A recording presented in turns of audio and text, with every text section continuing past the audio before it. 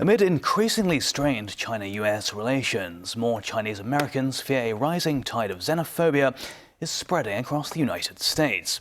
That has also prompted some to consider whether to stay in the U.S. or return to Asia. Jackie Lin reports. About 60,000 Asian Americans reside in Monterey Park in Los Angeles, making up two-thirds of the population in the area. Most of them are Chinese.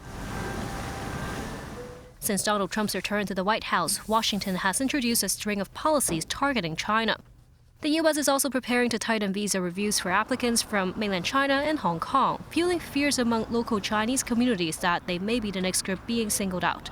I remember back to President Trump's first term where he intentionally stoked, I think, a lot of anti-Asian, anti-immigrant sentiments. He's doing some of the same things now, and he's empowered some people as well that are doing the same.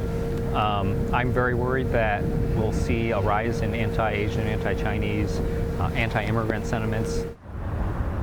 Many Chinese Americans now feel uncertain about their future in the U.S., with some considering moving elsewhere.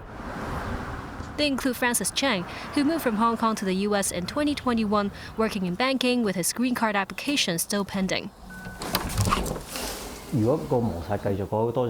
He said with rising tensions between China and the U.S., he couldn't help but wonder what if people grow more hostile towards Chinese people.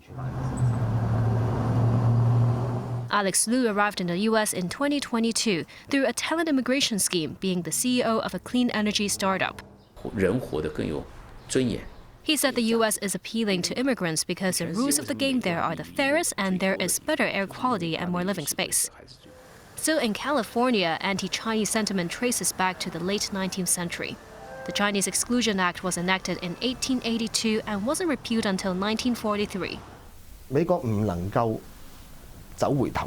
Hong Kong-born Anders Fung, the mayor of Millbrae in the San Francisco Bay Area, said America cannot go backward to a time when immigrants were feared or shunned.